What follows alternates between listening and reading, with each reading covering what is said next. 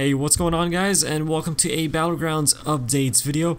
Now before we get into it, I did want to talk a little bit about why there hasn't been that many videos on this channel, especially this month. And the reason for that is because YouTube's new advertiser friendly system has finally hit my channel, and just over the weekend over 50 videos were demonetized, and YouTube says they are not advertiser friendly. So we're talking videos from many different games: Daisy, Battlegrounds, The Walking Dead, GTA 5, Battlefield. Anything that I've pretty much uploaded to this channel, any variety of game has been hit with this. And as you can imagine, that takes a pretty big hit on the channel. And now that the system has finally reached my channel, any future uploads have a risk of, as soon as I upload the video, YouTube saying, hey, this is not advertiser friendly, and the video won't be monetized until I submit a review, which can take over 48 hours. This video might get hit by it.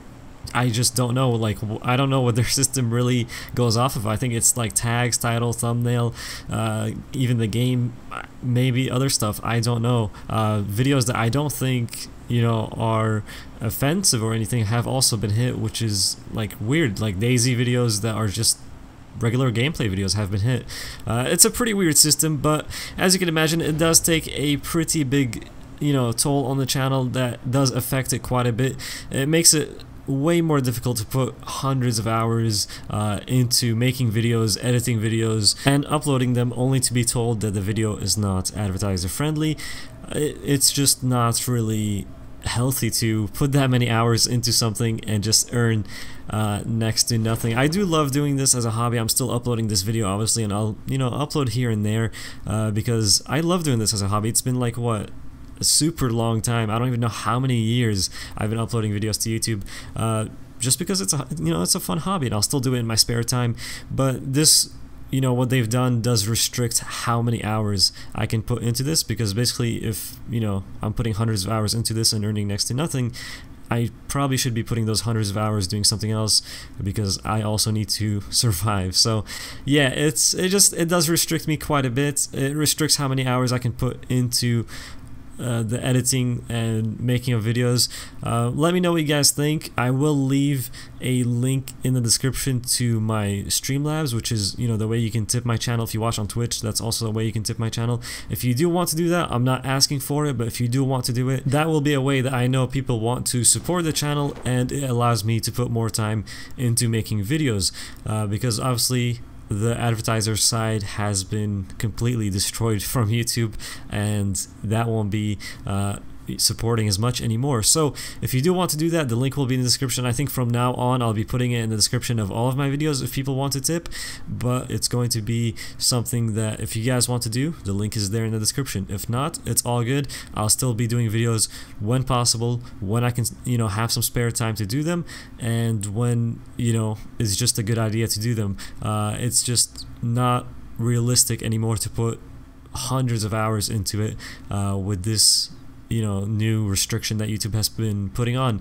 But that's it. Hope you guys understand. I'll be now getting into the video. Sorry for those of you guys that just wanted to hear about Battlegrounds. I did want to get that out of the way though, because this month I have uploaded much less compared to before, and I wanted to explain to people why that is. Now let's get into Battlegrounds and talk about this new update. As you can see, the map is quite foggy. This is part of the new update. We're on the test server. The update is already on there and we're testing it out.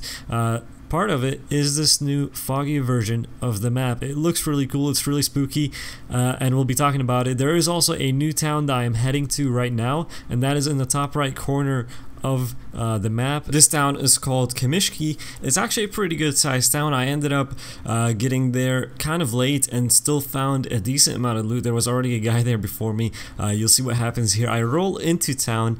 I see this guy. He starts up his bike to try to leave. I don't think he ever saw me, but then I guess he crashes and dies, because look at how I found him. I don't know what happened. I think he was just trying to get out of the town, crashed into this truck right here, and somehow just died. It's kind of kind of a weird death, but yeah, I end up looting a little bit in the town and find a decent amount of stuff here. You can see it looks pretty good. It's I mean, I would definitely go here if the plane is close, but I guess it gives something more to this top right corner of the map where it was kind of empty before. By the way, I thought I'd also mention that we are on the test server, and things might change by the time this stuff actually gets to the stable server, but this monthly update is currently on the test server if you guys wanted to play as well. But there is something else that's new, and that is a new weapon. This is called the Mini-14. This is a DMR that will be coming in this monthly update, and it can be found on all of the island. It's not just a drop only weapon, which is pretty cool. It chambers 5.56, it's semi-automatic, and it's overall a pretty damn good weapon. You can use it up close, you can use it at mid-range, you can use it at long range. This is the type of weapon that you can use pretty much during any fight, and the attachments also allow you to do that. You can attach, you can see here the list of attachments. You can pretty much put all the sniper attachments on this. Of course, all the sights in the game go on this weapon as well, so it's a pretty versatile weapon. That's going to be awesome. And we do also have a sound clip of how this weapon sounds. Unfortunately, I didn't find it, but we do have the sound clip to show you how this thing sounds.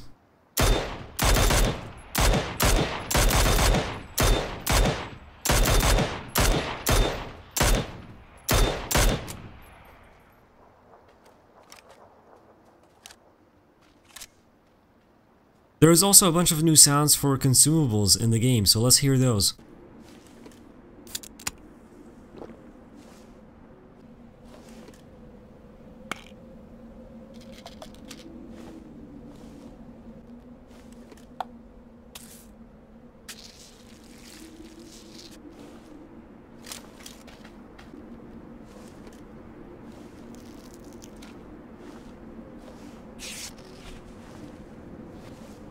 As well as that, they also added new sound for collisions between vehicles and characters, and new sound for animation of removing the grenade safety pin. Also adjusted the audible ranges of reloading and window breaking.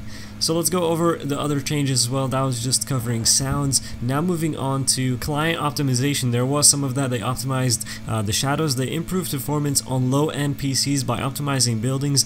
They optimized client and server performance when there are multiple vehicles in close vicinity, and they also optimized the UI. For the world, they added the foggy weather, as you guys can see, which is a pretty cool effect. I found that during this game I was kind of running out in the open a little bit more because I felt safer. I felt like people couldn't see me as much, which is kind of true. Like, people, you know, are not going to be seeing you from as far as they could before, so I felt much safer to run out in the open a little bit more than I usually would on the map when it's not as foggy. So I thought that was pretty cool. Kind of changes up the way I was playing the game.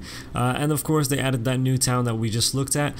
For the UI, there is a bunch of stuff there, but they added a new option to change the crosshair color. They added new double tap feature in the control options for leaning, and there was a bunch of other UI changes as well. For the new items, there is that Mini-14, which we already covered. For gameplay, there was a bunch of changes, and here are some of them. They increased the crossbow reload speed by 35%. I know that might sound confusing, that might sound like it now takes longer to reload the crossbow, but no, they actually increased the speed of reloading, so it actually takes less time now to reload a crossbow, which is pretty cool, makes it more usable. I did think that the reload before definitely took a long time. Also, the Tommy gun has been removed from care packages and now became a world spawn. It now also supports attachments such as silencer, vertical, foregrip, and magazines. The horizontal recoil scale has been clamped for greater consistency for weapons with high horizontal recoils. So the Tommy gun is actually a world spawn now. I think that's a really good move. It was kind of weird to have it in just the care packages, and I think it's going to be used much more now, also after they made all those attachment changes to it. That's a pretty cool change there. They also said you can now holster grenades by switching to another weapon or unarmed state unless the grenades have already been cooked. Also, the firing mode of weapons will now remain consistent with the firing mode that was selected after dropping a weapon and picking it back up. For actions, there was a bunch of changes there. The recoil animations are updated for all the weapons, and they adjusted animations and bounces for throwables. They also improved the leaning animation, and they said that sprinting will no longer prevent regeneration of breath gauge and will stop leaning state automatically. You may now also change your stance while reloading without cancelling the reload. Moving on to bug fixes and other changes here, one of the most notable things is that they added first-person leaderboards in the regions that it's available. So finally, first-person leaderboards have been added into the game. Also, they added a fix for the battle points farming that's currently going on with people idling to farm battle points. They said there is a fix now implemented for that, and they will continue revising it and improving it as they go on through development. So that is the list of changes for this update. Obviously, we just highlighted some of the most important things. If you want to go through and read everything, the link to this post will be down in the description. Now to move on to other things that they talked about in this post, one of them being vaulting, and they said that they're just going to need more time to test vaulting internally.